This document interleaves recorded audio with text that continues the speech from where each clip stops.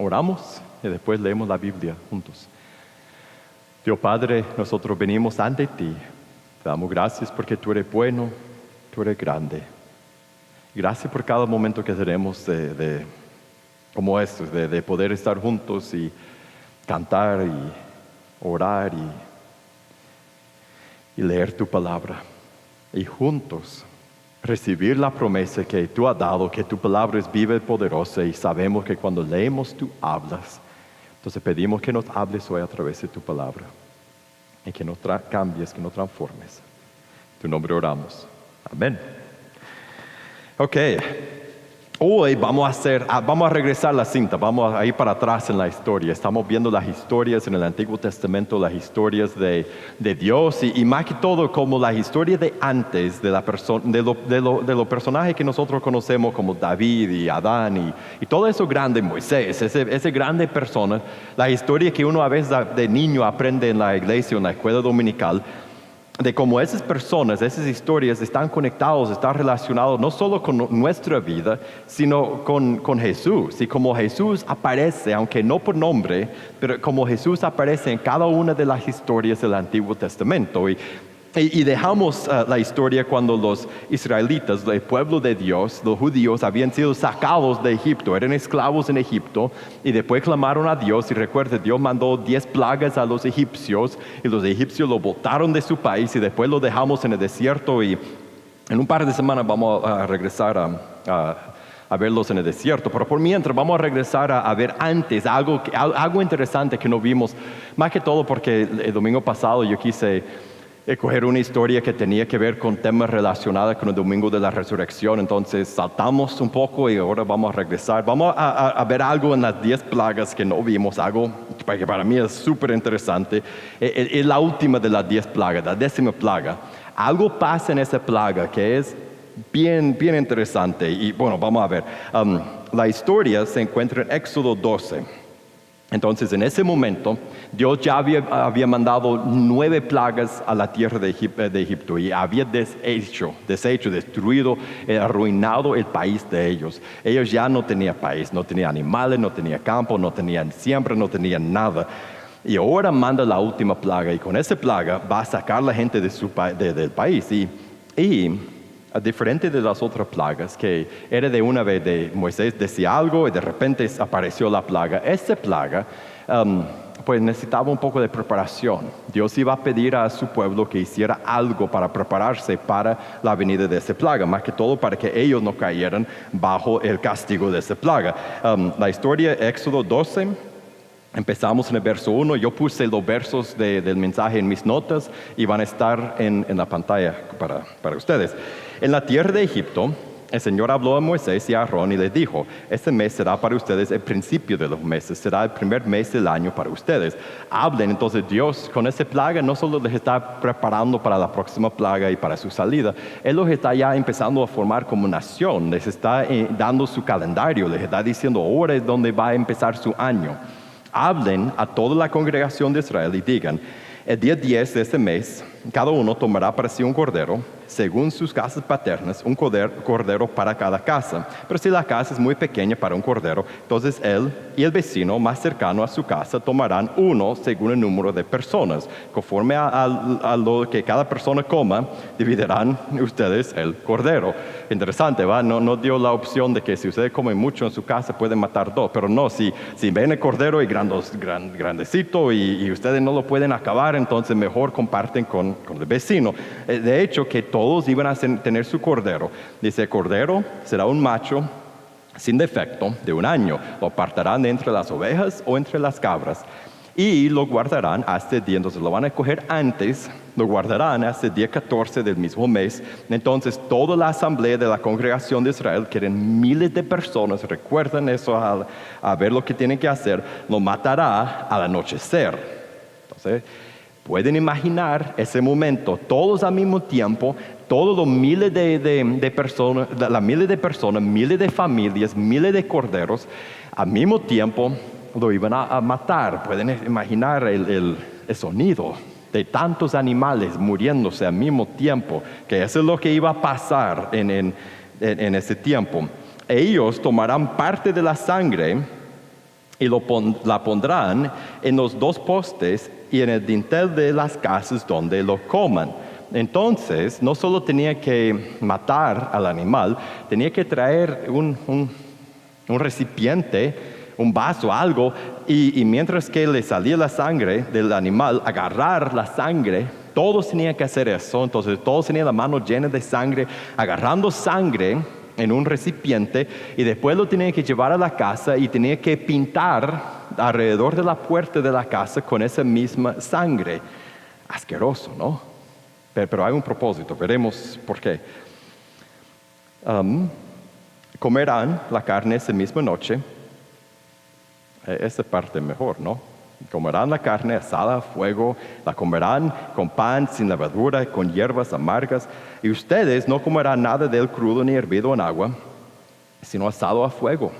Tanto su cabeza como sus patas y sus entrañas, no dejarán nada de él para la mañana, sino que lo que quede de él para la mañana lo quemarán en el fuego. De esa manera lo comerán, ceñidas sus cinturas, las sandalias en los pies y el cayado en su mano, lo comerán apresuradamente, la Pascua del Señor. O sea, listo para viajar, de pie, iban a comer rápido, no podían disfrutar esa cena, la tenían que comer rápido, porque esa noche, ese es el porqué. Esa es la razón que tenían todos que matar a un cordero.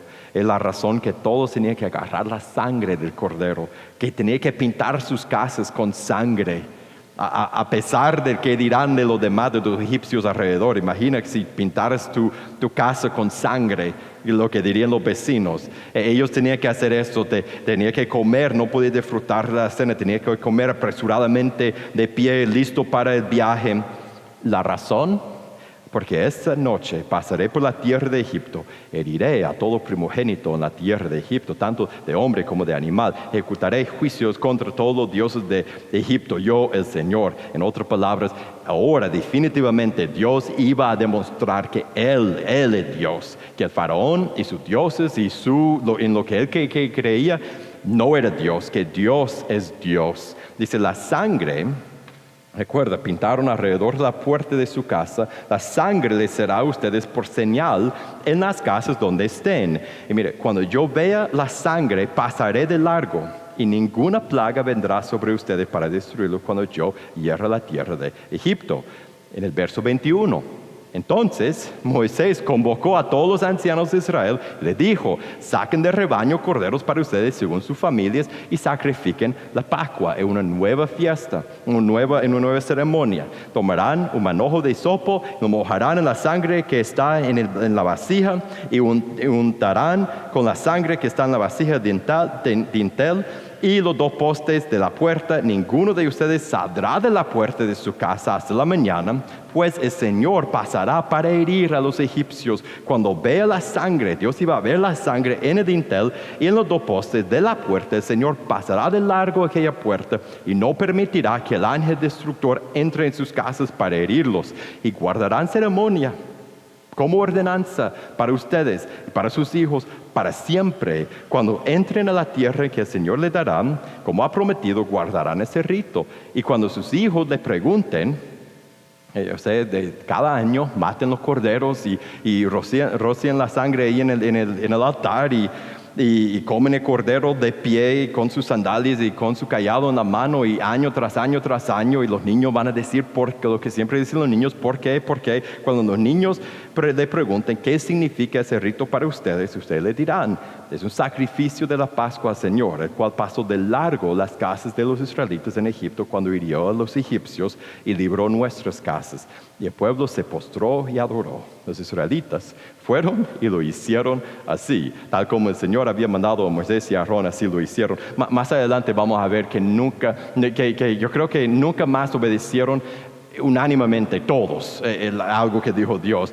Más tarde Dios les iba a dar instrucciones, por ejemplo, en cómo recoger la comida, el pan, el maná que dejaba caer del cielo, y algunos obedecían y otros no. Otros se quejaban, otros no. Otros hacía cosas que decía, otros no. En este caso, todos por igual obedecieron, todos sacaron su cordero, todos lo mataron, todos pintaron sus puertas alrededor de la puerta de su casa. Y en el verso 29, a la medianoche, El Señor hirió a todo primogénito en la tierra de Egipto, desde el primogénito de Faraón, que se sentaba sobre su trono, hasta el primogénito de cautivo que estaba en la cárcel, y todo primogénito de ganado. Faraón se levantó en la noche, él con todos sus siervos y todos los egipcios, y se oyó, mire, un gran clamor en Egipto, porque no había hogar donde no hubiera alguien muerto. Cada casa, en cada familia, por lo menos uno. Puedes imaginar. Lo que vemos en esa historia, más que todo, es condenación. Ellos habían rebelado contra Dios. Todo el país de Egipto había rebelado, guiado por el faraón, por su rey. Habían rebelado contra Dios. Vez tras vez habían dicho no a Dios. Dios dijo, deje ir a mi pueblo. No, deje ir a mi pueblo. No, está bien, puede ir, ya no pueden ir. Se arrepentían cambiaban de opinión, de parecer, vez tras vez. Y estaban condenados, eran culpables por no escuchar a Dios, por no dejar ir a su pueblo, por rebelar contra Dios, por desobedecer a Dios. Habían rebelado contra Dios y hubo juicio. Dios no se quedó con los brazos cruzados. Bueno, ni modo, hice lo que pude. No, hubo juicio. Dios juzgó a todo el país por su rebeldía colectiva contra Él y lo condenó. Rebelarse contra el Rey del Universo es serio. Entonces Dios los condenó y hubo castigo. Y el castigo que Dios decidió que iba a dar a ellos era que el primogénito de personas y de animales iba a morir. Y si tú dices, eso es pesado, qué feo. Bueno, sí, pero no tanto, porque todos habían rebelado contra Dios, todos merecían morir. Y solo iban a morir los primogénitos, solo los primer nacidos, pero ellos sí iban a morir. Eso era el castigo que Dios decidió dar al país de Egipto. Pero en medio de la condenación y de castigo, Dios dio protección. Él dio protección a sus hijos. Él dio a su pueblo, a los que Él había escogido, Él le dio una forma de escapar de su condenación, de su castigo. La forma de cordero, por un animalito inocente, un animalito que no había hecho nada, que era bonito, y un animalito que nadie hubiera querido matar, un animalito que no había hecho nada, perfecto, y tenía que ser matado, lo tenía que matar, y llegó a ser propiciación. ¿Qué es propiciación? Es cuando ese animal carga la culpa de otro, la culpa del pueblo, y carga la culpa del cordero, de los que vivían en la casa donde mataban el cordero. Y ese cordero cargó la culpa y absorbió la ira de Dios cuando lo mataron. Su sangre fue derramada en vez del primogénito del hogar, de la casa. Entonces su sangre, por pintar la puerta, su sangre literalmente cubrió la casa. Y cuando Dios pasó para matar al primogénito de cada casa, miraba a la sangre y ya alguien había muerto ahí. Entonces su sangre lo tomó en lugar de la sangre del primogénito que estaba dormido, tal vez no dormido. Si yo fuera soy primogénito, si yo hubiera estado en ese lugar, en ese tiempo, yo no hubiera dormido esa noche, yo hubiera estado aún con la sangre y con todo, a ver si ojalá que no me...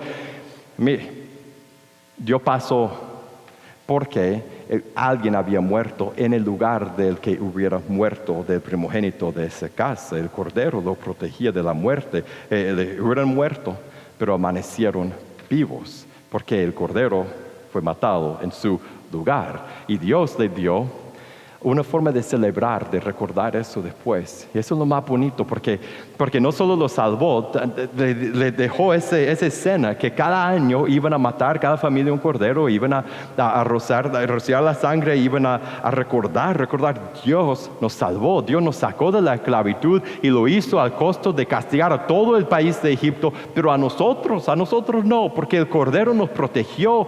Y tu bisabuelo vivió y no fue matado por Dios cuando pasó por la tierra matando a los primogénitos, porque mataron a un cordero en ese tiempo. Entonces hoy matamos otra vez a un cordero para recordar y comer esa carne y recordar cómo Dios nos salvó y cómo el cordero nos protegió de la muerte con su sangre.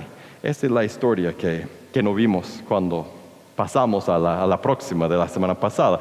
¿Qué tiene que ver esa historia con nosotros? Es la pregunta. ¿Dónde nos encontramos en esa historia? ¿Dónde nos encontramos tú y yo en esa historia? Es con los egipcios, con los que habían rebelado contra Dios, porque nosotros, igual que los egipcios, todos nosotros somos condenados, igual que los egipcios, igual que todos los que habitaban en la tierra de Egipto en ese tiempo, somos culpables. ¿Culpables por qué? Porque hemos rebelado contra Dios. Cada uno de nosotros, en nuestra forma, si eres callado, si hablas mucho, no importa, si la gente piensa que tú eres manso o si tú eres bravo, no importa, todos hemos rebelado contra Dios, todos hemos dicho, yo quiero ser el jefe de mi vida, y en el camino hemos desobedecido a Dios, hemos hecho las cosas que Él ha dicho, no hagas eso, no pienses eso, no sientas eso, no tengas esa emoción, esa envidia, esa amargura, ese celo, no digas esas palabras, esas mentiras, ese chisme, no seas así. Y nosotros hemos hecho las cosas que Dios ha dicho, no hagas eso, no seas así, no seas esa persona. Y también no hemos hecho las cosas que Dios ha pedido que hagamos, no hemos imitado a Dios como Él nos ha mandado a hacer, no hacemos lo bueno que Él manda. Romanos 3, verso 10, mira cómo está el juicio, la culpabilidad, la condenación que cae sobre todos nosotros, tú y yo, y todos por igual. Como está escrito, dice, no hay justo. Y si tú quieres decir, hey, yo soy buena gente, dice, ni aún uno. No hay quien entienda, no hay quien busque a Dios. Todos se han desviado, aún se hicieron inútiles. No hay quien haga lo bueno, no hay ni siquiera uno. Sepulcro abierto en su garganta, engañan de continuo con su lengua. Veneno de serpientes hay bajo sus labios. Llena está su boca de maldición y de amargura. Sus pies son veloces para derramar sangre. Destrucción y miseria hay en sus caminos, y la senda de paz no han conocido. No hay temor de Dios delante de sus ojos. Es una descripción de todos nosotros y de todas las personas que jamás han vivido. Y por esa rebeldía contra Dios, igual que con los egipcios, hay juicio. Dios da juicio, somos condenados, hay castigo. Igual que en la tierra de Egipto, hay castigo que Dios da. Hay castigo actual que experimentamos hoy día, y hay castigo prometido que experimentaremos por toda la eternidad. Romanos 6:23, lea la primera parte conmigo. Dice, porque la paga del pecado, o sea, desobedecer a Dios, es la muerte. Muy parecido a los egipcios, ¿no? Tuvieron que morir los primogénitos porque habían rebelado contra Dios. Dios dice, ese es lo que yo cobro por el pecado, y nosotros lo experimentamos. Hay muerte alrededor, vivimos en un mundo que no funciona como debería funcionar. La planeta está quebrada, nada funciona como debe funcionar, y nosotros vivimos con la muerte física. Cada vez que nos miramos en el espejo, ¿qué vemos? Que el cuerpo está cambiando, que esto está cambiando, y no para bien, no para mejorar, no para ser más joven y más lleno de vida, sino para el otro lado. Sabemos que vamos hacia la muerte inevitable, y nuestro cuerpo se quiebran, y lo que nos espera es la muerte física. Pero aún más que eso, lo que nos espera es la muerte eterna, cuando Dios derramará su ira sobre la desobediencia y la rebeldía que todos nosotros hemos cometido, y por toda la eternidad sin esperanza recibiremos su ira, y será una eternidad de tormenta y terror. Entonces, si en esa historia nosotros somos los condenados, los egipcios, ¿quién es Jesús? ¿Dónde aparece Jesús en esta historia? Y eso es lo bueno. Jesús, Cristo, es el Cordero que nos protege de la muerte. Cristo es el Cordero. Cristo es el Cordero que protege de la muerte. En el libro de Juan, y eso es un poco confuso porque el libro en la Biblia se llama Juan, y el que habla también se llama Juan, pero son dos Juanes diferentes. Uno es Juan el apóstol, el que escribió el libro, y el otro es Juan el que bautizaba, el primo de Jesús, el que preparaba el camino para la venida del Mesías. En Juan 1:29, mire cómo describe a Jesús. La palabra que coge usar Juan para describir a Jesús cuando lo presenta al pueblo. Al día siguiente, Juan vio a Jesús que venía hacia él y dijo, ahí está el Cordero de Dios que quita el pecado del mundo. Él dijo eso a personas, a la cultura judía, a las personas que cada año estaban acostumbrados a salir y escoger el cordero más bonito, el que todos en la familia amaban, el más perfecto, y matarlo.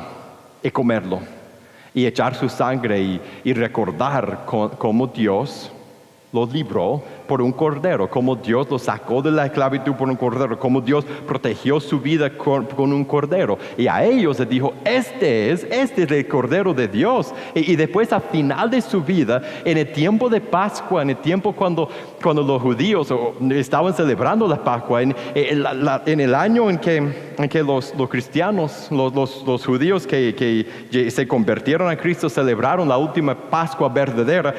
En Lucas 22, Jesús mismo se cambia la tradición de celebrar la Pascua y Él se pone a sí mismo en esa tradición porque Él es el verdadero Cordero de Dios. En Lucas 29, 22, 7 dice así: llegó el día de la fiesta de los panes sin levadura, es la Pascua, en que debía sacrificarse el Cordero de la Pascua. Entonces Jesús envió a Pedro y a Juan diciéndoles, vayan y preparen la Pascua para nosotros, para que la comamos.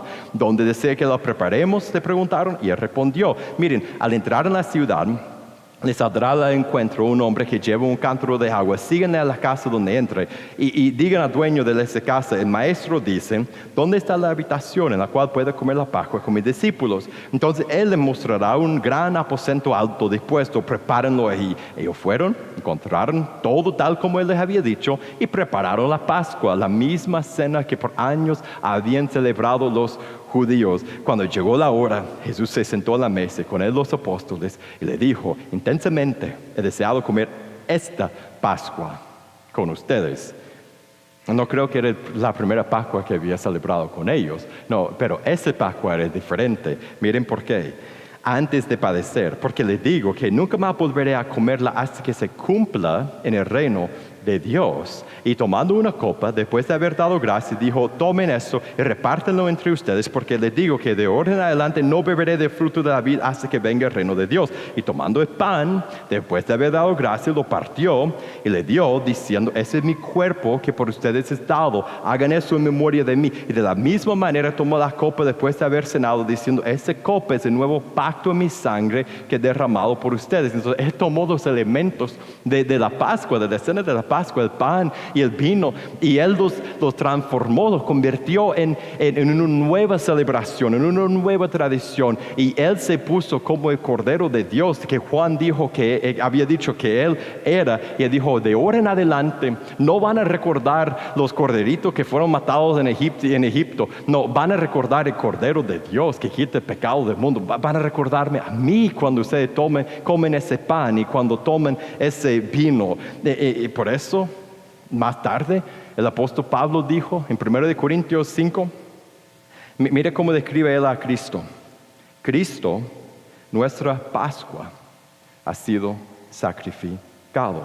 Cristo es el Cordero de Dios. Él es el mejor y el verdadero Cordero de la Pascua. Él es el verdadero Cordero de la Pascua, porque todos los corderos de la Pascua que celebraron, que mataron en Egipto, y después, cada año después que mataban, recordando eso, ellos pensaban que estaban recordando para atrás. No, esos corderos estaban señalando el verdadero Cordero que iba a venir, el gran Cordero de Dios. Y Él es el mejor Cordero de la Pascua, porque esos corderos protegían, su sangre protegía a algunas personas de una muerte física, pero Jesús y su sangre protege a todo lo que entren en él de una muerte eterna. Él es el verdadero y mejor Cordero de la Pascua. Él fue completamente inocente y perfecto como los corderos que escogieron los israelitas para la Pascua, y él fue matado, fue asesinado igual que el Cordero en la Pascua. Y en el tiempo, en los días que estaban celebrando, recordando la Pascua,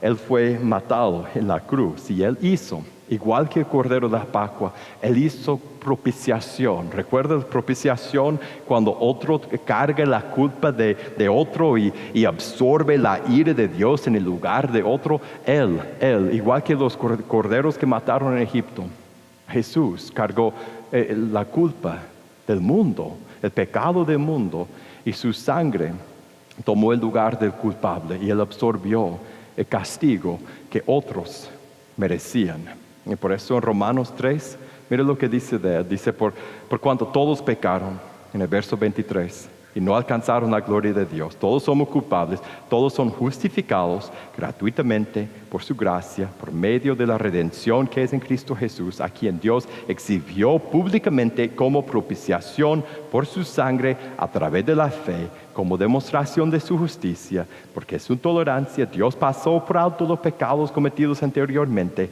para demostrar en ese tiempo su justicia, a fin de que Él sea justo y sea el que justifica al que tiene fe en Jesús. Se tomó el lugar del culpable, nuestro lugar, asumió la culpa de otro, nuestra culpabilidad, y absorbió la ira de Dios en nuestro lugar. Y de la misma forma que la sangre del cordero que mataron en Egipto cubría la casa, literalmente cubría la casa porque pintaron la casa con la puerta, con ese, alrededor de la puerta con esa sangre. La sangre de Jesús cubre a todo aquel que entra en Él. Vamos a leer, terminamos por leer algo que dice en Apocalipsis. Es una escena de los cielos, es algo que van a cantar a Jesús.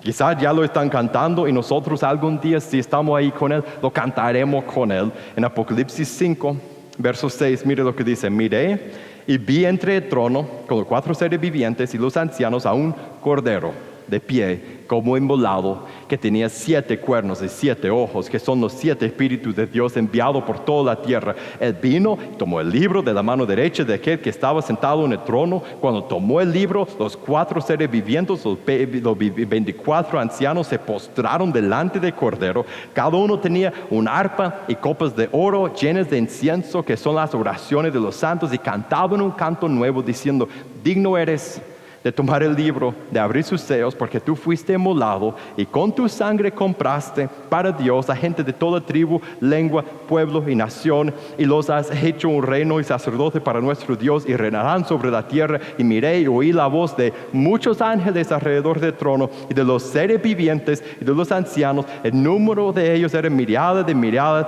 millares de millares, que decían a gran voz: el cordero que fue inmolado es digno de recibir el poder, las riquezas, la sabiduría, la fortaleza, el honor, la gloria y la alabanza. Y oí decir a toda cosa creada que está en el cielo, sobre la tierra, debajo de la tierra, en el mar y en todas las cosas que en ellos hay: al que está sentado en el trono y al cordero sea la alabanza, la honra, la gloria y el dominio por los siglos de los siglos. Y los 4 seres vivientes decían amén, y los ancianos se postraron y adoraron. Como la sangre del cordero de la Pascua, su sangre, el cordero de Dios, cubre a los hijos de Dios. Y no solo eso, igual que con el cordero de la Pascua, Él nos dio una forma de celebrar, de recordar eso. En el tiempo de la Pascua, Dios le dio esa tradición cada año. Y cada año mataban el cordero, y cada año comían la cena, y cada año recordaban cómo ese cordero había cubierto con su sangre, había protegido de la muerte. Pero Jesús, lo que Él nos dio es: cada vez que comen ese pan sin levadura, y cada vez que tomen el fruto de la vid, jugo de uvas, vino, cada vez que tomen eso y comen eso, recuérdenme a mí. Eso ya es su nueva tradición. Por eso tomamos la comunión todos los domingos, para que los hijos de Dios puedan recordar. No tenemos que esperar una vez al año, no. Cada domingo podemos recordar: tenemos un cordero que fue inmolado en nuestro lugar, y su sangre nos cubre, gracias a Dios. Y al final hacemos la pregunta: ¿qué debemos hacer? ¿Cuál es la aplicación para nosotros? Al ver el cordero, la protección que da, la aplicación es esta: mire, recibir la protección que Cristo da y celebrar la protección que Cristo te ha dado. Recíbalo. Mire, si nunca has tomado tu decisión de entrar en Jesús, de arrepentirte, bautizarte, de dar tu vida a Él, esa historia es nada más una invitación. Es una gran invitación, porque Dios está demostrando en esa historia lo que Él te ofrece. Él te ofrece vida. Y en ese momento, si no has entrado en Jesús, te encuentras como los egipcios. Estás sin protección, y la muerte viene, la muerte física y la muerte eterna. Pero mire, en el momento que tú te entregas a Jesús, tú recibes protección de esa muerte. Tú recibes perdón. Tú recibes la justicia delante de Dios, la perfección delante de Dios, de que vienen de ser cubiertos por la sangre de Jesús, y la sangre de Cordero te cubrirá. Entonces, por eso cada semana yo siempre doy esa invitación, porque en cualquier momento, si nunca has tomado esa decisión, tú puedes decidir entrar en la sangre y estar cubierto con la sangre de Jesús. No tienes que matar a un cordero. El cordero ya fue matado hace 2000 años en la cruz. No tienes que pintar sangre en tu casa. No. Dios te aplica la sangre de Cristo cuando tomas tu decisión y te arrepientas y te bautizas, así entregándote a Jesús. Y en esa comunidad, cuando tú dices, eso necesito la sangre de Cordero, necesito la protección de la muerte que Él me da, solo tienes que decir a alguien, y puedes arrepentirte y puedes bautizarte. Y si tú ya has entrado en esa sangre, la aplicación para nosotros es esa: debemos celebrar, debemos recordar, debemos hacer lo que Dios dijo a los israelitas, debemos contar a nuestros hijos. Yo recuerdo cuando yo era niño, cada vez que tomábamos la Santa Cena, mi papá me agarraba por el hombro y me decía en mi oído, en una voz que era un poco fuerte, pues yo lo sentí un poco fuerte por una iglesia, los demás podían escuchar también, pero él me decía, los estamos tomando, aún antes de que yo era cristiano, me decía, esto representa el cuerpo de Cristo, y agarraba el jugo y me decía, eso representa su sangre. Y yo no lo podía tomar porque yo no me había bautizado. Pero él me estaba diciendo, por eso tomamos eso para recordar lo que Cristo hizo. De la misma forma, los israelitas cada año celebraban la Pascua, nosotros, cada semana. Eso no es un rito que hacemos solo porque sí. No, recordamos, el Cordero fue inmolado. Entonces debemos celebrar. Y no solo cuando tomamos eso. ¿No cree que cada día debemos vivir con esa mentalidad de que el Cordero fue inmolado y su sangre me cubre? Debemos empezar cada oración. Vamos a Dios con oraciones y peticiones, y debemos empezar cada oración por decir gracias por el Cordero, gracias por la sangre. Debemos todos los días cantar a Dios, cantar alabanzas a Jesús, porque Él fue el Cordero que en nuestro lugar fue inmolado y su sangre nos cubre. Entonces vamos a ponernos de pie, vamos a orar, y vamos a tomar un tiempo de hacer lo que dijo Jesús que hiciéramos. Cada vez que tomen eso, que me recuerden. Y si tú has entrado en esa relación con Jesús y su sangre te cubre, mientras cantamos, pasa y toma la Santa Cena y recuerda la sangre de Cordero, tiempo de agradecer. Y si no has tomado esa decisión, todo ese momento es una invitación a ti. Tú puedes entrar en la sangre de Cordero. Vamos a orar. Dios Padre, en este momento te damos gracias. Gracias por tu sangre que cubre a tus hijos, cuales no tienen que temer la muerte, ni el juicio, ni estar delante de ti, porque el Cordero nos protege de la muerte. Por eso te damos gracias. Gracias por Jesús y gracias por la cruz. Ayúdanos a vivir abrumados con gratitud por lo que tú hiciste. En tu nombre oramos. Amén.